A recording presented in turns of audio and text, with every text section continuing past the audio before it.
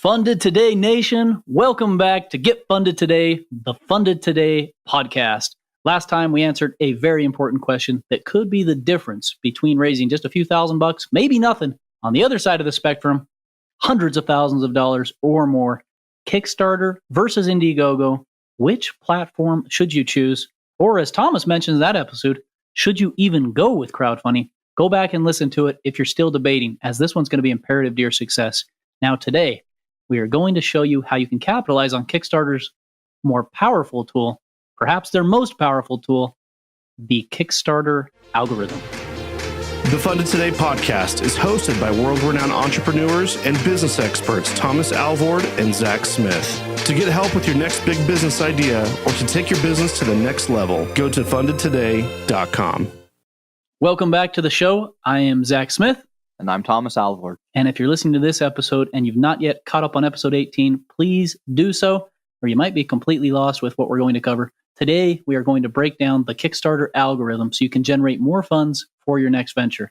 Don't know what the Kickstarter algorithm is? No worries. By the end of this episode, you are going to be a pro. So, topic number one, why does the Kickstarter algorithm even matter? What's the deal with this thing? And what is it? The algorithm is the power. It's the benefit for any platform. For example, the Amazon algorithm or the Google SEO algorithm. It's the same thing with Kickstarter. It's how your product or project ranks on Kickstarter. This is the reason why you pay Kickstarter a 5% premium.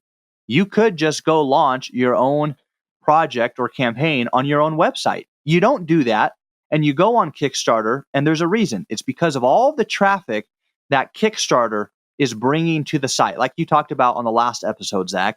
And the algorithm is how your project is going to rank on Kickstarter.com so people can discover it. If you want to know how to see what's ranking on Kickstarter, if you just go to Kickstarter.com, you can click on a little button called Explore. And when you click on Explore, they have all kinds of different ranks you can choose from. So recommended for you, projects we love, trending, nearly funded, just launched. I like the trending one. And then from trending, I like to sort by popularity. And when I sort by popularity, live projects that are trending, I can see the projects by rank, by the Kickstarter algorithm. So right now, recording this podcast, there's 2,941 live projects ranked from highest to lowest in popularity. Vindication, the board game, is ranked number 1. Number 4 is a company called Moft, M-O-F-T. They're a world's first invisible laptop stand, and so on. And you can just go all the way down. And these campaigns are ranking because of this Kickstarter algorithm. Algorithm basically has a few different options. You have popularity, which is now called trending. You have magic, which is a special thing that Kickstarter does. And then there's an algorithm for projects we love. They used to be known as staff picks. And those are campaigns that Kickstarter employees determine that they like, and they give them a special badge, and they rank those algorithmically as well. All of the funds and the pledges that are coming from these sources, for example, from trending, from magic, from projects we love, you can see those pledges coming in if you go to Google Analytics or to the Kickstarter dashboard. And it's the same thing on Indiegogo, on the Indiegogo dashboard as well. It will show you the referral sources where those pledges are coming from. So, for example, if somebody saw your campaign from a Facebook post or a Facebook ad, inside of Google Analytics, it would show a visitor from Facebook and maybe a pledge for $50. And the same with the Kickstarter dashboard. It would show a pledge from Facebook and how much in dollar value or whatever the currency is, the amount was for that pledge. And inside of Kickstarter and Indiegogo, as well as the Google Analytics platform, you can see the pledges that are coming from these sources. So, for example, if you go to the Kickstarter dashboard, you would be able to see, oh, here's pledges that came because I was a project we love. And we've seen big campaigns where they have an extra $30, $40, $50, $60,000 in pledges just because it was a project we love that Kickstarter had selected. That's where you can start to see the benefit. Again, we're not really diving in to the algorithm just quite yet, but we're about to get there.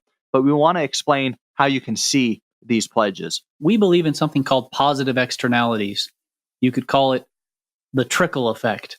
And the idea is largely based on Kickstarter's algorithm, meaning the more money that I spend on advertising, the more money I spend and the more time and effort I put into earned media and press, the more cross collaborations that I do, the more email lead generation. You'll recall these topics if you listen to some of the past episodes. The more you are able to influence this algorithm because all of those other marketing forces are coming into play, and then Kickstarter kicks in with their algorithm and makes up the difference being the positive externalities, the trickle effect that makes all of those efforts doubly, triply, sometimes even 5 or 6 times more effective in terms of what you're paying for them. And those positive externalities are literally what can make or break the launch of a company. If you were launching on your own website, you might have a 1-to-1 ROI and you have no profit. Whereas if you're on Kickstarter, it might be a 1-to-5 or a 1-to-10 in terms of your ad spend and your marketing budget to your overall raise. And so this is why Kickstarter is amazing. This is why the algorithm's so powerful. Really what we got to understand is how do we make best use of that algorithm? And I want to hit on one point. This is again from our last episode. You might remember if you listened to that one, Thomas said, we don't necessarily know what makes Kickstarter perform the way it does or why Indiegogo performs the way it does. Well, guess what? Here's another aha moment for you. Kickstarter's algorithm and the way that they rank projects is another huge reason why you get these positive externalities on Kickstarter and you see nothing like that on Indiegogo. So what influences this algorithm? The exact mathematical formula for the algorithm for the different categories, nobody knows except probably a few developers at Kickstarter. Now, some of them we know. For example, if you're selected as a project we love, it's because somebody at Kickstarter selected your project as a project we love. So we don't know the exact formula. It's not out there. Nobody has it. And we will include an article for you about how to become a project we love. This is an article from Kickstarter's blog. We will include that in the show notes so you can read or listen to that, because there are some things you can do if you want to be a project we love to give you the best chance to get that selection. The number one thing that we typically aim for, although there's multiple things, is to have a project that ranks high on the popularity rankings, which is now the trending category. One of the most influential factors that dictates how high you're ranking on the popularity or trending category is the number of backers that you're getting per day or within a time frame. So it doesn't matter if you get 1,000 backers the first day and then the next 2 weeks you have 0 backers. Your campaign won't be ranking at all. It's not averaged over. The first day you probably will be ranked number 1 in terms of popularity or trending, and then after that you'd completely die off. So the number of backers, and it in a way it's almost a frustrating point, because sometimes you might have a campaign that has a price point of $500 and it might be raising $50,000 a day.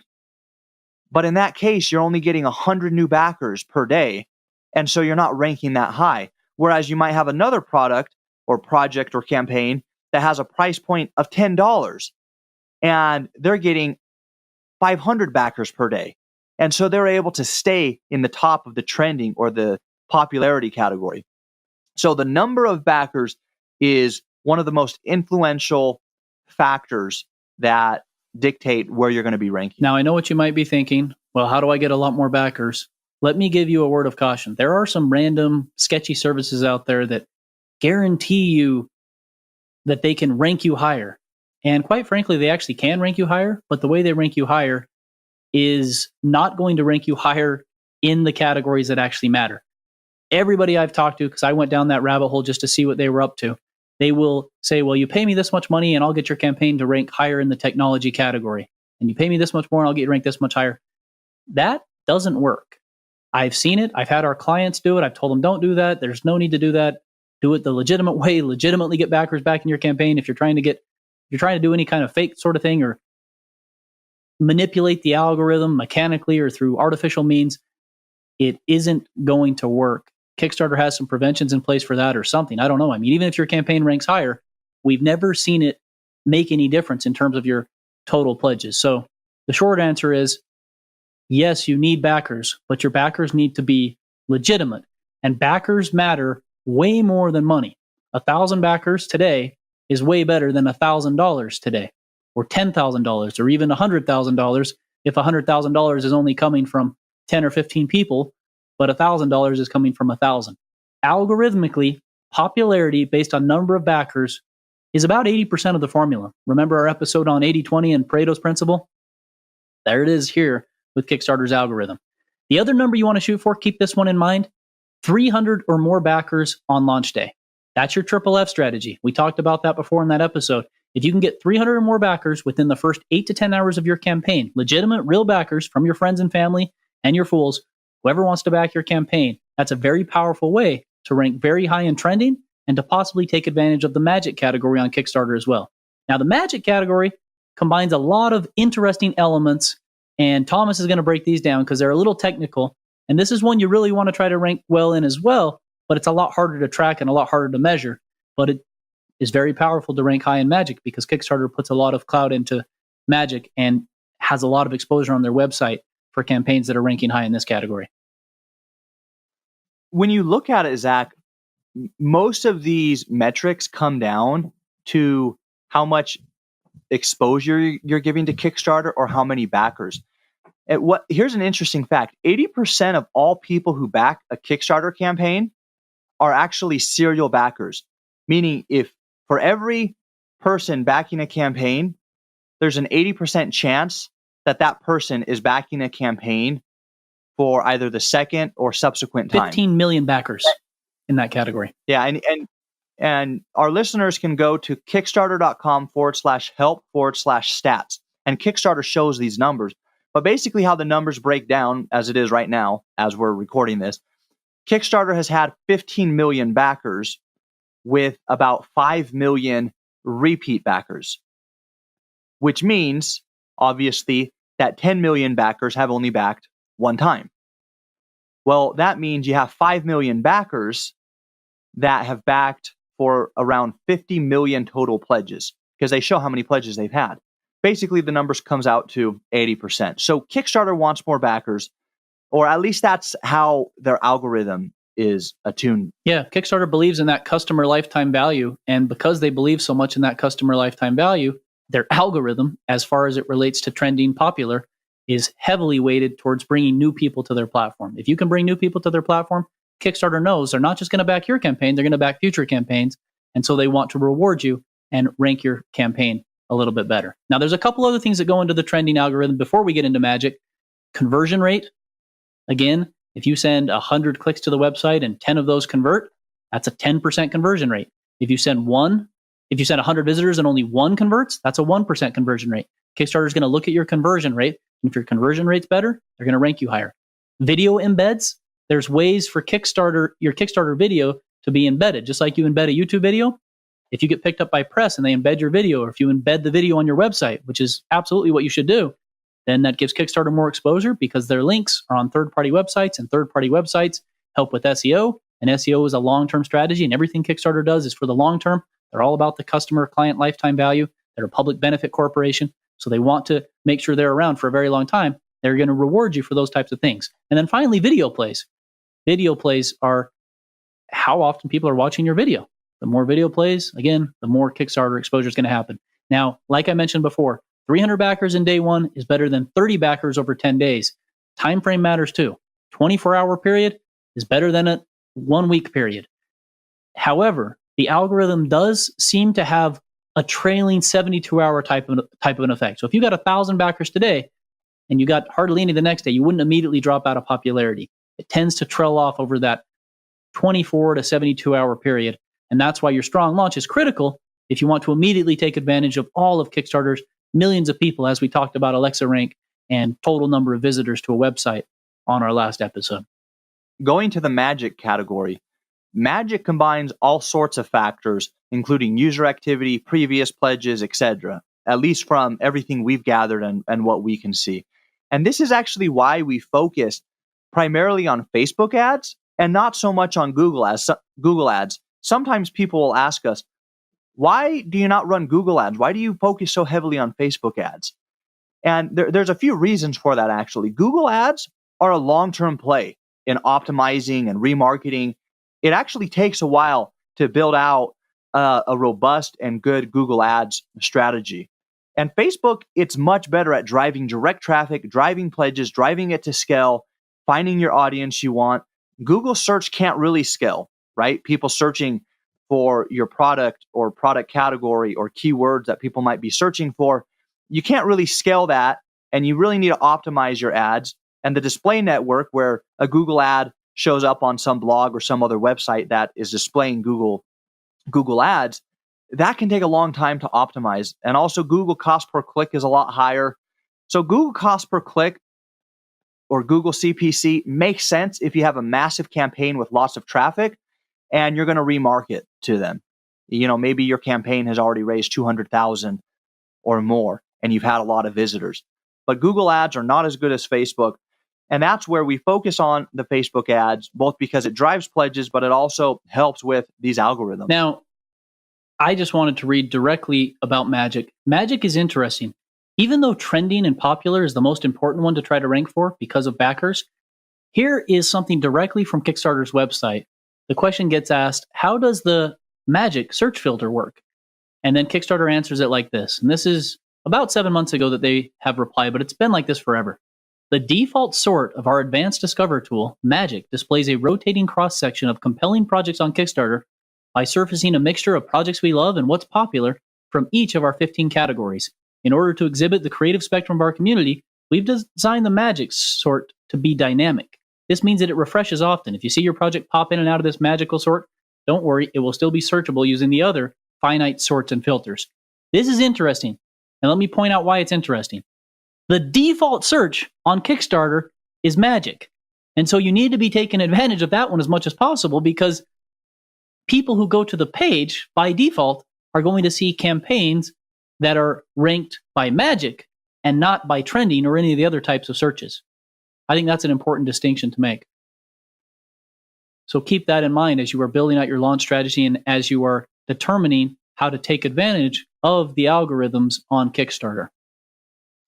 All right, so this was another short episode. We don't want to get too wordy on something that is fairly straightforward and simple, and we just want to give you action points that you can go and do right away to give your campaign a better chance of ranking higher, or if you haven't launched yet, so that you understand everything that you're up against so that you can be most prepared. Hopefully we covered everything for you. If not, please leave your questions and comments on our website, and we will get you some detailed answers. Thanks for all of your comments so far, by the way. We've had a lot of listeners come in and say what they've liked. They've given us ideas for future episodes. You can do that at fundedtoday.com/podcast. And there were a lot of mentions in the show notes for this episode. So make sure you go to our website to look for this episode specifically so that you can read those articles and click on those resources, because those will be very valuable for you as you go about, again, planning and making sure that you have the best chance to succeed on your Kickstarter launch. And as always, if this episode helped you out in any way, by now, hopefully you know the drill. We'd love a 5-star review on iTunes or wherever else you listen. Funded Today Nation, it is that time in the episode again for the Funded Today Products of the Week. We've got a couple special ones for you. My product of the week is SimCam, an unparalleled AI home security camera. There's a lot of home security cameras on the market now. What makes SimCam different than everything else out there? A couple things. Number one, no monthly fees. Gotta love that. Number two, AI facial recognition. Don't you hate when your smart devices recognize a dog running or a squirrel or a leaf or something blows in and you get a feed that says that somebody's at your door when it's not? No longer an issue. Within a couple seconds, the AI facial recognition kicks in, recognize whether it's a person or just a distraction, and only gives you the information that you need so that you can have unparalleled home security support. That is the SimCam on Kickstarter right now. As of this recording, 35 days to go. Check it out. You can probably get some of the early bird discounts right away. My product for this week is a client we've actually worked with for about 3 years, and it's called the ErgoMax Total Body Support. If you're like me and you sit at a computer for most of the day, your posture is pretty bad. You're slouched over, your head's not really back, and you just have really, really lousy posture. What ErgoMax has created is a device that kind of goes around your shoulders, which you can then kind of tighten, which helps pulls your shoulders back so you have better posture. And the total body support is that there's actually two straps that kind of go around back behind your back and then go around your legs. So it kind of helps your entire posture. And the idea with this is you just wear it 15 minutes a day. And as you do this, it'll help your body get into better posture. So check it out, especially if you work at a computer or have bad posture. It's the ErgoMax Total Body Support. Now, our next masterclass is part of a new series we'll be doing called Life After Crowdfunding.